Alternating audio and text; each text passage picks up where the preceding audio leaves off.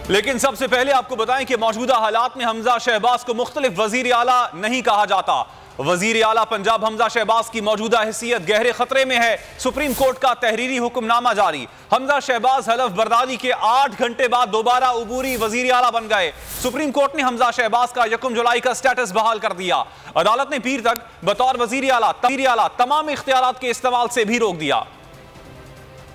शहबाज को मुंतखब वजीर आला नहीं कहा जा सकता। वजीर आला पंजाब हमजा शहबाज की मौजूदा हैसियत गहरे खतरे में है। बड़ी अदालत का बड़ा फैसला, तहरीरी हुक्मनामा जारी। हमजा शहबाज का 1 जुलाई का स्टेटस बहाल। हल्फ बर्दारी के 8 घंटे बाद दोबारा उबूरी वजीर आला बन गए। अदालत उज़्मा ने 25 जुलाई तक तमाम इख्तियारात के इस्तेमाल से रोक दिया। डिप्टी स्पीकर की रूलिंग के खिलाफ दरखास्त की सुप्रीम कोर्ट में समाअत। चीफ जस्टिस की सरबराही में 3 रुकनी बेंच ने मुख्तसर फैसला जारी कर दिया।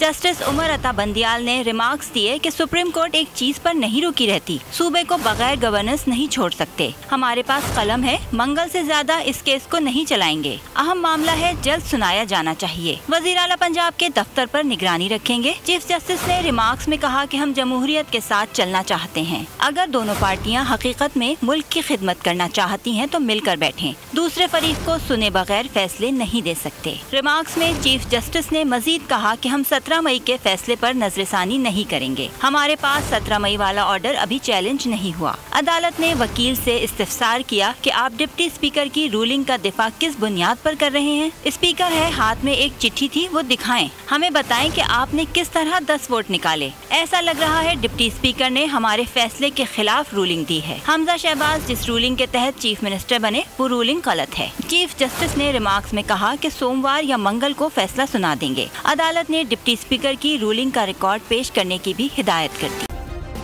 सब्सक्राइब करें और बेल दबाएं ताकि कोई खबर रह न जाए।